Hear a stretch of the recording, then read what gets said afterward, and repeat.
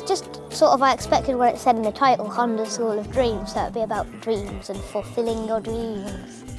Today we're in a school in Halston in Norfolk. We've got about 18 students from the host school, and we've got another 18 students from 3 or 4 of their local feeder schools.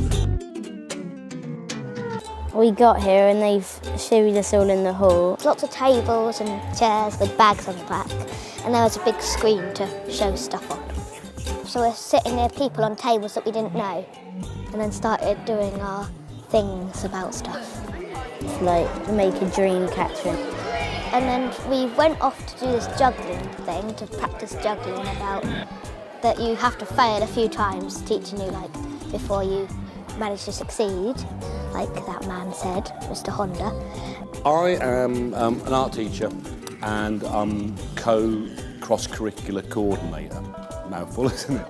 It's about learning skills which will help the children in their future lives when they leave school. So things like teamwork, things like cooperative work together, things like creative thinking, which I think this day has been teaching them. Some of the exercises was very, very impressive and gave opportunity for personal growth.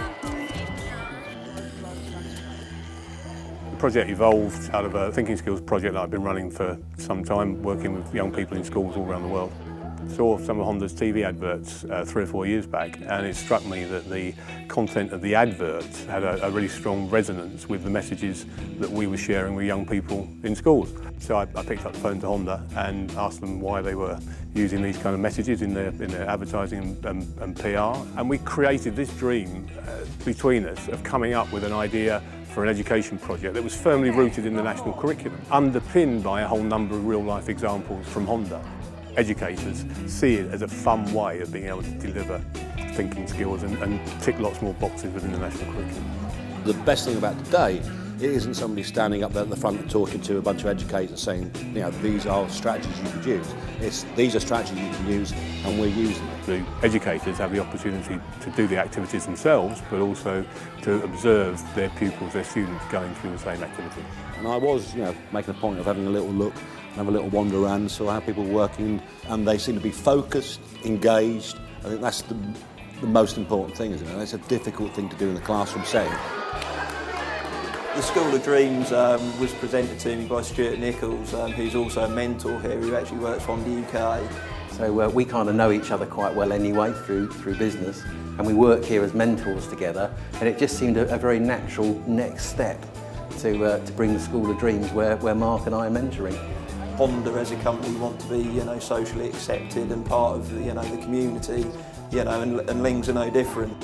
You can't just keep taking all the time, you've got to give a little bit back. It's getting more and more common in schools now that there is this link with the business world going on all the time. And the more exposure kids get to people from the business world, it's got to be good for the kids. It is unrecognisable from where schools were 10 years ago, in that we now see ourselves as very much part of the real world outside.